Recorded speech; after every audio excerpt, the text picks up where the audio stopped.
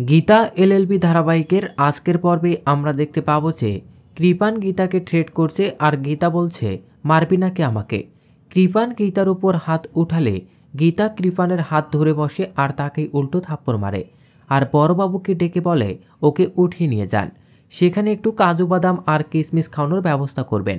কৃপানকে থানায় নিয়ে যাবে তখন পদ্ম বাড়িতে চলে আসে আর গীতাকে জিজ্ঞেস করে কি অপরাধ আমার বরের, তুমি কেন ওকে নিয়ে যাচ্ছ। গীতা পদ্মকে বলে একজন খুনের চেষ্টা করেছে আর অন্যজন খুনিকে আড়াল করার চেষ্টা করেছে। পদ্ম জিজ্ঞেস করে কে খুনের চেষ্টা করেছে। গীতা বলে কিরণকান্তি ব্যানার্জি। তখনই কিরণকান্তি ব্যানার্জি এন্ট্রি নেয় আর বলে নাম নিয়েছ আর আমি চলে এসেছি।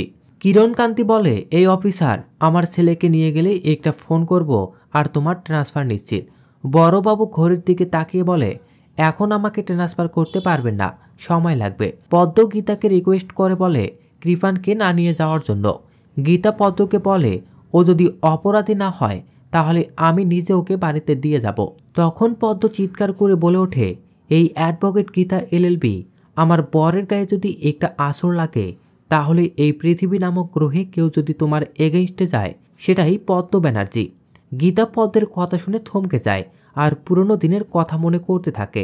পদ্মকে বাঁচানোর জন্য গীতা কী না করেছে।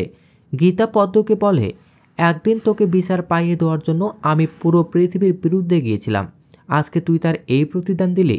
পদ্ম গীতাকে বলে তুমি কল্পনাও করতে পারছো না আমি আমার স্বামীকে বাঁচানোর জন্য কি কি করতে পারি। গীতা পদ্মকে বলে আমিও আইনের ধারক, আইনকে রক্ষা করার জন্য আমি কতদূর যেতে পারি তুই দেখবি। গীতা কৃপানকে নিয়ে চলে গেলে কিরণকান্তি পদ্মকে বলে কৃপানকে বাঁচাতে। পদ্ম তখন বলে আপনি চিন্তা করবেন না, অনেক কষ্ট করে আমি ঘর পেয়েছি, পর পেয়েছি, এত সহজে আমি হারাবো না। পদ্ম অগ্নিজিৎ মুখার্জির কাছে যায় আর সবটা বলে। অগ্নিজিৎ মুখার্জি বলে গীতার এত বড় সাহস, ও তোকেও ছাড়ল না, তোর জন্য ও সারা পৃথিবীর সাথে লড়াই করেছে আর আজকে এসবও করছে। শীর্ষা বলে যা করেছে তদন্ত করার জন্যই করেছে দাদা।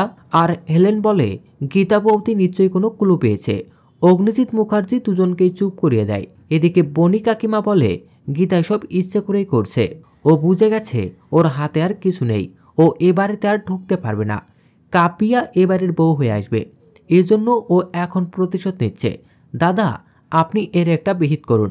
পদ্ম বড়বাবুর পায়ে পড়ে যায় আর রিকোয়েস্ট করে বলে অনেক কষ্ট করে আমি পরিচারিকা থেকে বাড়ির বউ হয়েছি, বড়বাবু আমার সংসারটা বাঁচান। কৃপান বদলে গেছে, ও আগের মতো নেই, শুধু একটা কাফলিনের জন্য গীতা ওকে তুলে নিয়ে গেছে। গিনি জিজ্ঞাসা করে কাফলিনের খোঁজ গীতা কিভাবে পেল। পদ্ম তখন বলে আমি দিয়েছি, আমি ওকে খুব বিশ্বাস করি। তখন মেঘ আসে আর বলে একদিন যে গীতা বৌদি তোমাকে কৃপানের হাত থেকে বাঁচিয়েছিল, আজকে তুই তার বিরুদ্ধে পাপার কাছে অভিযোগ নিয়ে এসেছিস। অগ্নিজিৎ মুখার্জি মেঘকে চুপ করিয়ে দেয় আর ঈশা হেলেন কিছু বলতে গেলে তাদেরকেও চুপ করতে বলে। কৃপানকে গীতা জিজ্ঞেস করে খুনটা কে করতে চেয়েছিল। কৃপান বলে আমি কিছুই করিনি। গীতা তখন বলে এই কাফিলিনটা আমার বাবার ঘর থেকে পাওয়া গেছে। তখন অগ্নিজিৎ মুখার্জি বলে আমার ক্লায়েন্টের ওপর যেন কোনো অত্যাচার না হয়। গীতা অবাক হয়ে জিজ্ঞেস করে কৃপান আপনার ক্লায়েন্ট হলো কবে থেকে। অগ্নিজিৎ মুখার্জি বলে ওর স্ত্রী আমার কাছে এসেছে আর আমি কেসটা নিয়েছি। পদ্ম তখন বলে বড়বাবু ফোনটা আমাকে দিন, আমি কথা বলবো। পদ্ম গীতাকে বলে তুমি চাও না আমি সংসার করি, তুমি শোধ নিচ্ছ। কাব্যিয়া যে এবারের বউ হবে সেটার, কিন্তু তাতে আমাদের কোনো হাত নেই, তুমি নিজেই কাগজপত্রে সই করে নিয়ে গেছো। আগামী পর্বে দেখা যাবে গিনি তার বাবাকে গীতার ডিভোর্সের কথাটা জানিয়ে দেয় আর ডিভোর্সের কাগজগুলো দেখাতে গিয়ে দেখে সেখানে অন্য কাগজ। আর গীতাকে কেউ ফোন করে বলে অগ্নিজিৎ মুখার্জিকে ট্রাপে ফেলা হচ্ছে, তাকে শহরের বাইরে নিয়ে যাওয়া হবে। তো দর্শক এই ছিল গীতা এলএলবি ধারাবাহিকের আজকের আপডেট। পরবর্তী আপডেট সবার আগে পেতে আমাদের চ্যানেলটি এখনই সাবস্ক্রাইব করুন।